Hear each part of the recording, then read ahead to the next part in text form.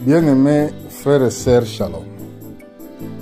Ezali musali na nzambe na kombo ya Mvula Philippe. Lelo na yeko pesa bino lisusu mbote mingi penza. Lelo nalingi na yebisa église ete esengeli tozala toujours prudent. Ndenge nkolo alobaki na liloba na ye, bozala prudent comme serpent, humble comme colombe. Na kati ya prudence elingi koloba ke fo boyoka langage fo bozala na makoki ya kodécortiquer langage ya bana serpent. Pourquoi tolobi boye? Parce que bokonzi ya mokili oyo bani koutilize lolenge moko boye, mayele moko boye, pona bako akoinstalle programme na bango ya ténèbre. Yesu tango ayaki abandaki mosala, bato bako kolokalize, bato bako koyeba ke mo apostola na ye ezalaki nde monde ya ténèbre bayebaki. Ezalaki te ke bato nyo baza ordinaire, parce que so otali mingi omona bato baza ordinaire. Bazobake azalaki mwana mari, aza mwana serpentier, toyebi bandeko na ye oyo ezali misu ya bato oyo baza ordinaire. Mais na basataniste bayebaki eke un roi devient de naître. Bamage baza baastrologue oyo balandaka baetoile bayebaki ete mwana moko asili kobotama, tokende po tokende kobouleverse destin na ye. Ndenge yango bomonaka frère, okomitunaka ke mpona nini na vie na nga baproblème esilaka te, mpona nini naza toujours na baproblème, parce que destin na yo ezalaka contrôlé. Alors, na kati ya programme satanique, pona ko comprendre oyo bazolinga kosala na bato na mokili, na peuple nyonso to na monde, eza en tout cas fozala trop spirituel. Parce que eza na misala mosala na nzambe ezosalama na ndenge ebele. Eza na bato mpe bazoya kosala koteya parce que kombo ya Yesu pona ko prononcer na monoko za tellement facile, mais bazo sala pona libumu na bango. Bazo sala bazwango mosala ko la profession oyo ke mutu na mutu alamungi na tongo na suka sanza na lifuti. Eza na basali na nzambe ndenge. Mais eza na basali na nzambe oyo Bible bike Dieu a mis à part.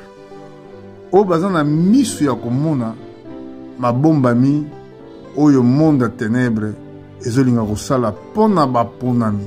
Bango nde baza wana pona ko avertir église koloba ete zala prudent. Tozwana no plan ya Macron soki tolobi tosonde na écriture tokomona kombo na ye kaka eza mpe mystère, parce que kombo na ye Emmanuel. Okende kombo ya Emmanuel bako kopesa yango na n'importe qui te. Alors il y a zo porter kombo ya Emmanuel. Emmanuel ilinko ba Dieu avec nous. Alors metango ba bengi Macron ezoko cacher no moko satanique Mercure. Mercure eza divinité moko oyo ba européen ba invokaka. Alors so bolingo mona mystère Mercure na kanisi soki na se trompete na Acte chapitre 14 soki na se trompete esika balingaki kosalela l'apôtre Paul na Barnabas bangaki kobasalela bango mbeka batumbela bango batumba mbeka bango na bango baza banzambe babengaki bango Mercure mosusu Jupiter. Alors Macron ce qui voulait dire Mercure parce que azali na langage moko facile akoki ko manipuler bato facilement. Ça c'est rôle ya Mercure. Même calendrier oyo tozanango c'est calendrier européen. Mais na kati ya calendrier beaucoup mona ke batia ba divinité oyo. Divinité tant to bengi lundi lune. Mardi ezali taba explication ko to ko bunga ngai. Mais na kozonga ko expliquer biloko. Mardi, mercredi à Mercure, jeudi à Jupiter, vendredi à Vénus, samedi à Saturne, dimanche à Sunday, dieu du soleil. Donc, ezali ba calendrier oyo ezan appellation moko satanique na ebite soki bato baye bango be baye bango te. Siko basali na Nzambe bazana makoki ya ko décortiquer makambo oyo pe ko faire connaître au peuple de Dieu. Sikoyo tala makambo avec nous avant l'élection balobi na biso ke passe sanitaire sili tous a son problème te toko vivre na virus mais na tango moke tango a gagné l'élection alingi ko tia susu nouveau pacte ou bien azoko luka ko installer nani alingo linga ko installer système sous ya passe sanitaire. Donc lingo komake okoki ko longwa te net na Paris aucun soit na département mususu. Donc ceux qui osali vacciner ou bien osali na ninité na ba papier ba pesa ka biso wana pona ko laksa ke osali na virus te. Ozomona ndenge nini yo koloba na mutu likambo lelo lobi obaluki bozomona lokuta moko eza facile. Donc ye azana pona ko gouverner te azana pona ko kokisa plan moko satanique. Alors sikoyo na kati ya plan wana fo boye beza plan nini oyo bango bazolinga bakokisa mais sikoyo fo bakenda ndenge ya système moko boye système oyo bango balingi batia na place ezo simba te pona tina na église. Église lokola nana ke na likolo te yango bango bazana makoki te ya kostaller toutes sortes de systèmes oyo bango bazolinga basala. Parce que so total pas sanitaire elingi kolong ekozala kaka pas sanitaire te ekoya kokoma identité numérique. C'est ça que bango bazolinga bakende. Identité numérique na kasi na fait une vidéo oyo na kotila bino ndenge ba politicien français bazomona lango sauf kaka lobaka ke bato bakufa misu bato bazali spirituel te bazomona ndenge mosusu elingo loba boy soki elingo loba boy bazolinga ko utiliser méthode moko oyo ekozala facilement pour ba intégrer identité numérique. Identité numérique elingo loba nini eza plus moko o ba ko installer na ba corps ya batu oyo ko sala ke identité na one surtout ezala na plus wana ezala neti bango ba ko contrôler moralement spirituellement yango ba benga ka marque de la bête. Donc na kati ya plus wana ozana ba coordonnées bancaire okozala na nyonso ya yo na kati ya plus wana pe na kati identité na tozana bakozana besoin ya ba porte na ba identité ya ba papier de société soit que sur notre niveau voyager ozana na passeport au présenter passeport d'immigration et vous a sous bon côté et vous a kaka plus wana ndem de jouer rôle dans makambo histoire mon idée satan azana parce que ceux qui a ko installer identité numérique nde akozana contrôle ya batnos na mokili ba oyo a comme en enfer ba oyo alinga détruire facilement Alors, déjà dans le programme de Bango Ezabo, il a fallu éliminer monnaie liquide. Et pour exister sous soutien, pour mon côté, il y a droit, il y a utiliser monnaie en liquide pendant tant que changer le système. La voiture est sur le système. Il y a essence. Il y a toujours mon appel essence, ils ont attaché, les a politique, tout ça. Oh, ils ont un problème à guerre. Va payer belé pour de l'essence. Ils ont raison qu'il y a raison à réciter. Donc, raison est que Balingi va éliminer. Bakaro, surtout, on a base de tout utiliser sur Bakaro, il y a gasoil, auto essence. Pour toi, on va utiliser la voiture, il y a électricité. Oh, il y a vraiment compact. Pour la Tina, il y a beaucoup de choses qui sont installées dans le monde. Les sous, la voiture à essence aussi là, la voiture à carburant qui a sauté, monnaie en liquide qui a sauté, la banque mingi qui a faillite et qui a pour être la banque qui a existé pour la monnaie que vous allez utiliser, mais ce qui est monnaie comme numérique, donc la banque on a perd de fonctionnement. On était en France, bon, ils ont géré toujours la Banque de France. Donc, on a la manœuvre, mon côté, on comprend.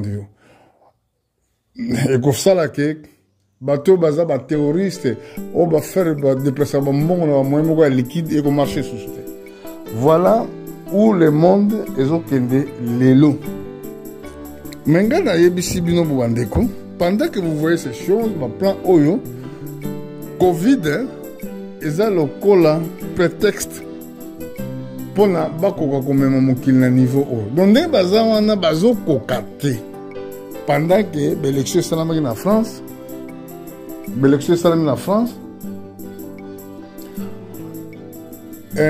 Macron, tant qu'il est élu, remarquez, l'élection est le cas, Bamboka Nyon sur l'Europe, qui focalisé dans l'élection. Pour que ça plaît mondialiste. Tant qu'on va voter qui est, c'est là qui. Mais si on va bosser qui est, ils ont une élection législative au foyer. Tant qu'on va élection législative, il y a des esikawana blocage d'anti. Blocage dans les lots n'a pas. Frères et sœurs, le temps est grave. Tant ils ont avancé, ils ont sous temps que vous en avez distrait. Ils ont sous temps que au bando retourne les gomba na yo na assemblée na lingomba boité.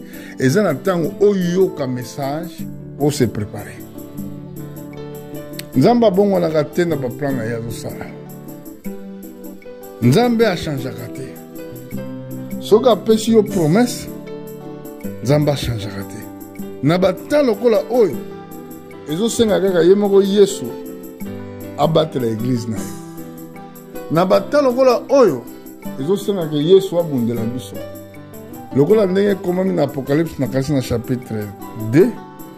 Lokola obatelaki liloba ya kondima na ngai.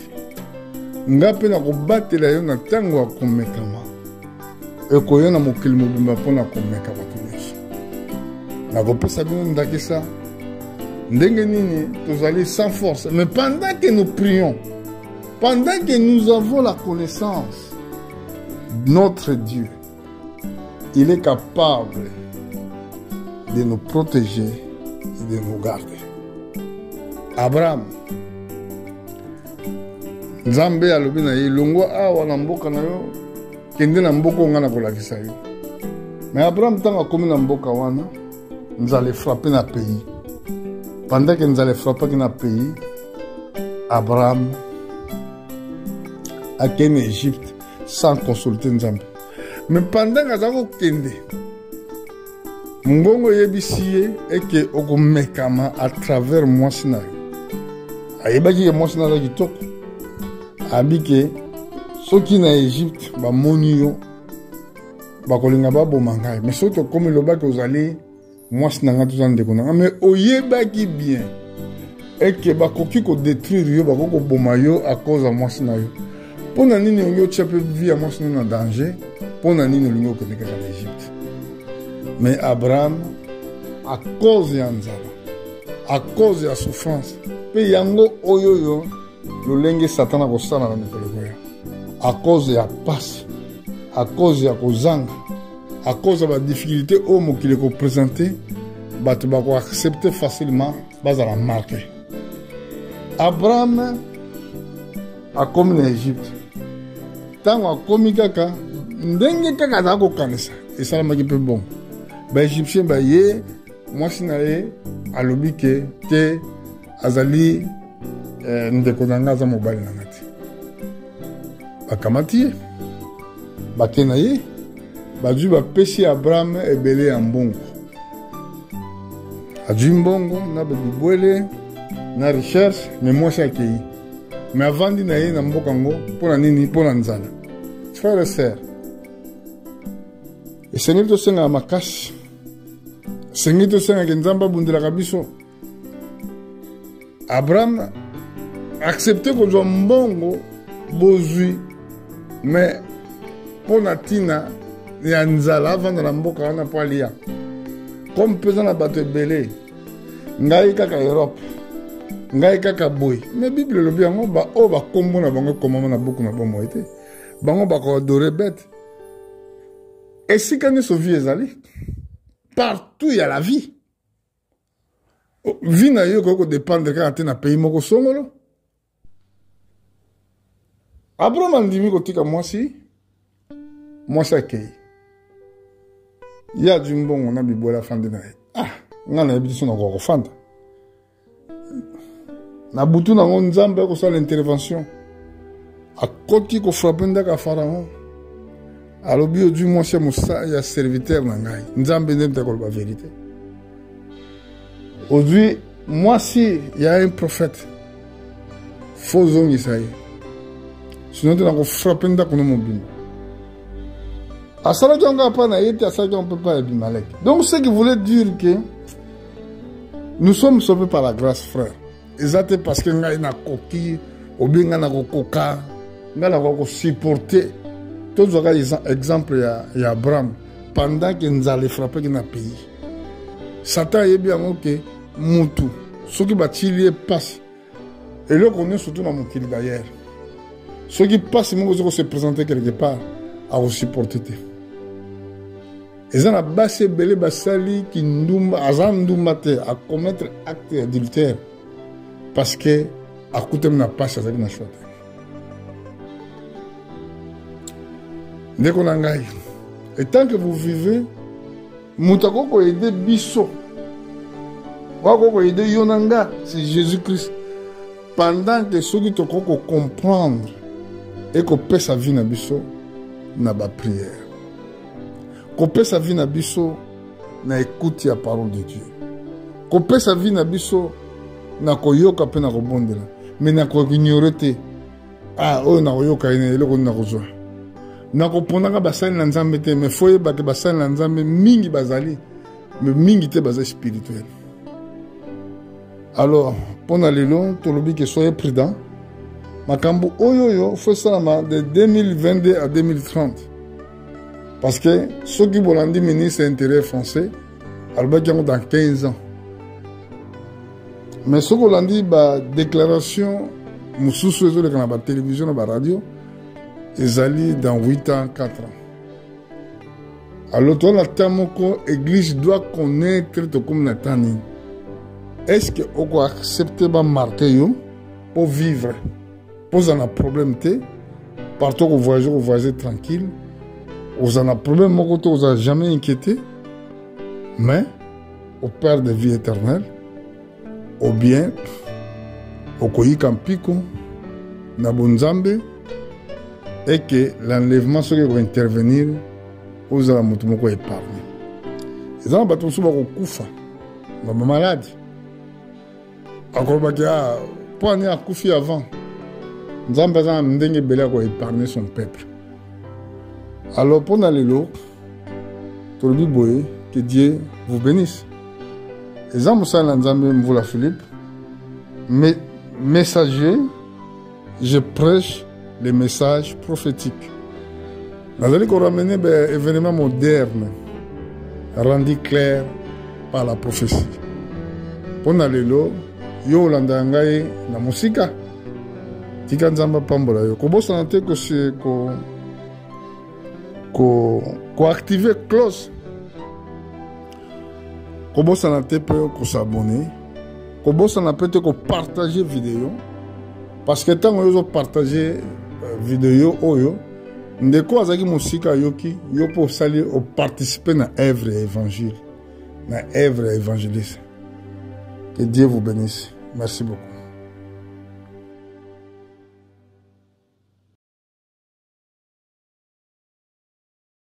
Quels sont les enjeux pour vous de civilisation, les enjeux de société derrière cette extension du pass sanitaire?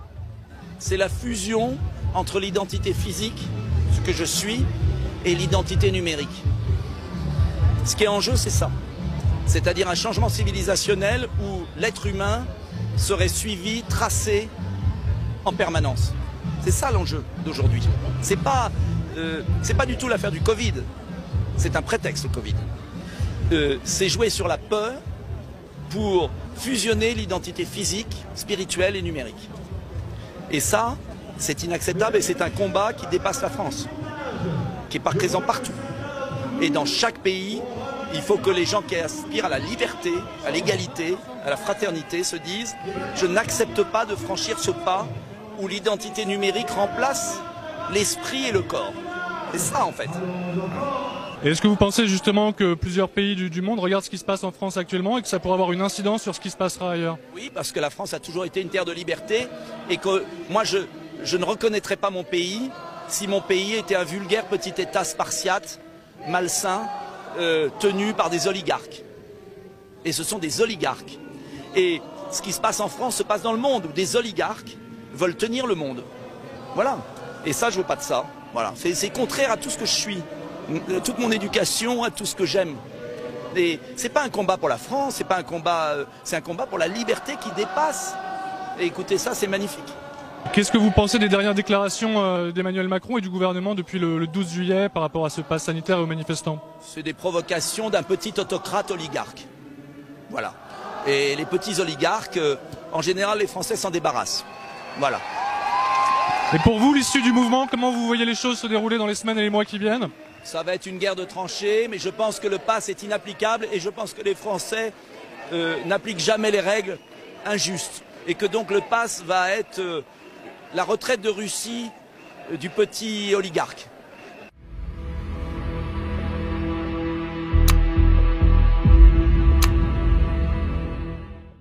Merci Monsieur Antip, merci pour tout et surtout mes chers collègues. Je pense que c'est un rapport très important et je suis heureuse de collaborer à ce travail. L'identité numérique. Évidemment, au départ, ce sera pour notre bien, ce sera plus facile pour pouvoir payer, pour pouvoir vérifier si quelqu'un est vacciné ou pour voter. Le vote, c'est précisé dans le texte de la Commission. On voit bien, le toboggan est bien en train d'être mis en place. On est donc à 2 doigts de la puce électronique sous la peau. Au départ, on aura un papier avec un code QR, mais les restaurateurs, les policiers vont se fatiguer rapidement pour le contrôler. Ensuite, on aura des bornes et ce sera plus facile. Ces bornes liront votre identité ou votre statut sanitaire sur un bracelet, une montre, sur un petit objet que vous porterez dans un sac à main, sur un code tatouage ou alors, comme je l'ai dit, sous la peau et les portes s'ouvriront. Et vous pourrez payer facilement, vous passerez à toute allure aux caisses et tout le monde trouvera super de payer sans avoir l'air finalement de payer. L'identité numérique, c'est un saut quantique et il n'y aura pas de retour en arrière possible, comme le pass sanitaire. Le marché des objets numériques connectés est considérable. Pour conforter la mise en place de l'identité numérique, on nous dit « on est déjà tracé par nos mobiles ». Non, le GPS, ce n'est pas assez précis, entre 1 et 10 mètres. On ne peut donc pas dire exactement qui on a rencontré et nous, ni où on est allé. Et surtout, le portable, on peut le laisser à la maison ou sinon l'éteindre. Avec l'identité numérique, la 5G et les objets connectés, nos conversations, notre santé, nos ordonnances, comme vous l'avez dit, nos pensées, notre intimité, notre espérance de vie, tout ça sera exposé, exposable, vendable, revendable. Et là, je parle en tant qu'ancienne, comme dans mon ancienne vie où j'étais dans une compagnie d'assurance. Leur rêve, c'était de savoir l'espérance de vie des gens pour leur offrir une garantie adéquate. Donc, ce qui veut dire exclure des maladies. C'est une crainte qu'il faut prendre en considération. D'ailleurs, la Commission utilise le mot de portefeuille d'identité numérique. Est-ce la fin de nos libertés? Ça sera vraiment un élément à prendre en compte pour ce règlement. Va-t-on vers un capitalisme de contrôle? C'est aussi notre question. Ce lundi, une commissaire de Bruxelles a interdit à tous les fonctionnaires d'utiliser dans tous ses discours et publications le mot « mesdames et messieurs » pour ne pas exclure ni rendre les personnes intersexes invisibles. C'est intéressant de noter que la Commission veut que l'identité numérique soit constante toute la vie, mais finalement pas l'identité sexuelle. Donc pour nous, des questions sur lesquelles nous irons de l'avant, ce sera en termes de souveraineté. Quels sont les acteurs européens qui ont aujourd'hui la capacité de fournir ce type d'identité pour éviter que nos datas se baladent à l'autre bout du monde et, comme je l'ai dit, soient repris par des entreprises privées pour exclure certaines garanties et discriminer certaines personnes, et aussi concernant les failles de ce système d'identification. Je note que la Commission prévoit dans sa page 60 que les mesures de prévention des fraudes existantes applicables à la Commission couvriront les crédits supplémentaires nécessaires. En clair, on sait déjà qu'il va y avoir des fraudes et les amendes financeront les postes de fonctionnaires nécessaires. Donc pour une question plus précise, parlons-nous des grandes fuites de données personnelles récentes? Je vous remercie.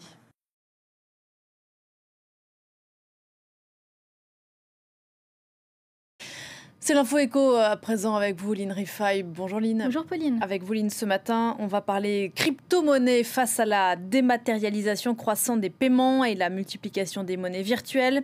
Les banques centrales veulent à leur tour se lancer dans la création de ces monnaies numériques. La Banque centrale européenne donc vient de lancer un projet pilote pour introduire un euro numérique. De quoi parle-t-on ? Alors, pour savoir de quoi on parle exactement, Pauline, on va d'abord rappeler la situation actuelle. Aujourd'hui, vous avez deux moyens principaux de posséder des euros dans votre portefeuille sous la forme de pièces et de billets. Ça s'appelle l'euro fiduciaire, car basé sur la confiance que vous accordez à ces pièces et billets. Et puis l'euro scriptural, c'est-à-dire l'euro qui est disponible sur les comptes bancaires, car il est basé sur un jeu d'écriture. Alors, à cela s'ajouterait à l'avenir, si le projet voit le jour, l'euro numérique, c'est-à-dire un euro dématérialisé disponible sur des comptes directement à la Banque centrale européenne. Alors, selon la BCE, l'euro numérique serait l'équivalent des billets en euros, mais sous forme dématérialisée, une forme de monnaie électronique émise par la Banque centrale et accessible aux ménages et aux entreprises. Alors, si le projet voit le jour, vous pourrez donc posséder un compte directement à la Banque centrale européenne. Sur ce compte que vous aurez ouvert, il y aura donc de cette monnaie virtuelle. Vous pourrez régler avec des achats au supermarché, soit à travers un téléphone portable, un smartphone, donc via une application, ou encore avec une carte de paiement. Alors vous me direz, c'est quoi la différence avec justement l'argent que l'on possède au sein d'une banque commerciale? Alors selon la BCE, il s'agirait d'un moyen de paiement gratuit, pas de frais bancaires, donc comme vous en avez auprès de votre banque, et une grande facilité d'utilisation, mais pas question non plus de concurrencer les banques commerciales, ça ne serait pas bon selon la Banque centrale européenne. Pour cela, la BCE songerait à taxer les dépôts avec cette monnaie numérique au-delà d'un certain seuil. Alors pour l'instant, il s'agit seulement d'un projet pilote. C'est seulement au bout de 2 ans que la décision ferme de lancer cette monnaie numérique sera prise. Quel est l'intérêt pour la BCE? Alors, c'est le contexte qui change. D'abord, on utilise de plus en plus des moyens de paiement dématérialisés. Ces moyens de paiement dématérialisés ont explosé avec la pandémie de Covid-19. Même dans un pays comme l'Allemagne, très attaché aux paiements en espèces, on a vu les paiements numériques se développer grandement. Ensuite, la BCE craint que cet engouement pour les paiements dématérialisés ne profite aux crypto-monnaies privées comme le Bitcoin, l'Ethereum ou encore la future monnaie que souhaite créer Facebook. Enfin, la Banque centrale européenne souhaite être présente sur un nouveau marché sur lequel aussi se lancent de plus en plus de grandes banques centrales à travers le monde, celle des États-Unis, de Chine ou encore celle des Émirats arabes unis. Lundi, la Banque centrale de ce pays pétrolier a annoncé qu'elle allait lancer sa première monnaie numérique d'ici 2026. De son côté, la Chine teste déjà depuis mars dernier le paiement en e-yuan ou yuan électronique via téléphone portable. Pékin ambitionne même d'en faire une monnaie internationale de référence qui pourrait concurrencer l'euro et le dollar. Merci beaucoup Lynn, c'était l'info éco.